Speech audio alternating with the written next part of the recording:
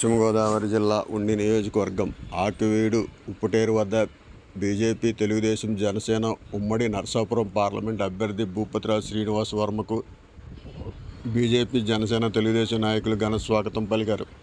కూటమి నాయకులు గజమాలతో సత్కరించారు.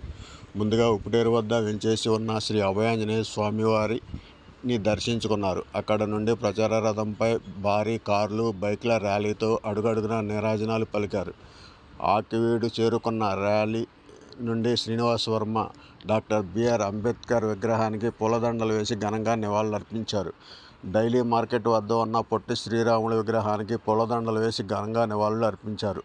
ర్యాలీ ఆకివీడు ఉండి మీదుగా భీమవరం బీజేపీ కార్యాలయానికి చేరుకుంటుందని తెలిపారు.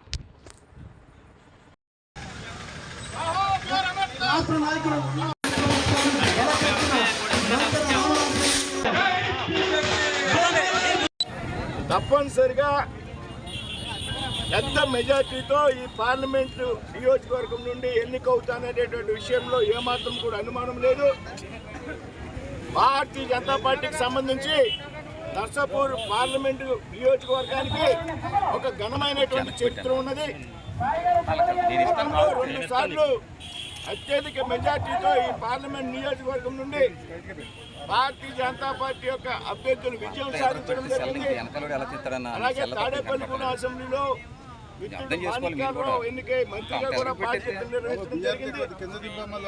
ఈ విధంగా నర్సాపూర్ పార్లమెంట్ నియోజకవర్గ ప్రజలు భారతీయ జనతా పార్టీకి మద్దతునిచ్చేటువంటి విషయంలో, భారతీయ జనతా పార్టీని గెలిపించేటువంటి విషయంలో, కమలం పువ్వుకు ఓటేయాలనేటువంటి విషయంలో చాలా స్పష్టమైనటువంటి అవగాహన, ఆలోచన ఉన్నది అనేటువంటి విషయంలో ఏమాత్రం కూడా అనుమానం లేదు.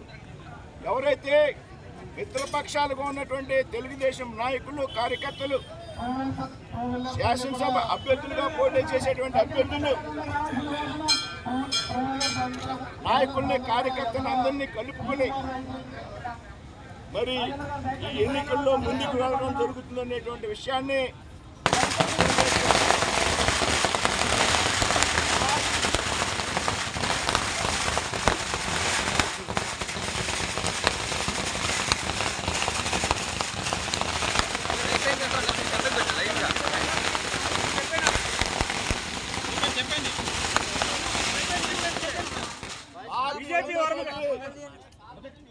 భారతీయ జనతా పార్టీ నాయకత్వం, కేంద్ర నాయకత్వం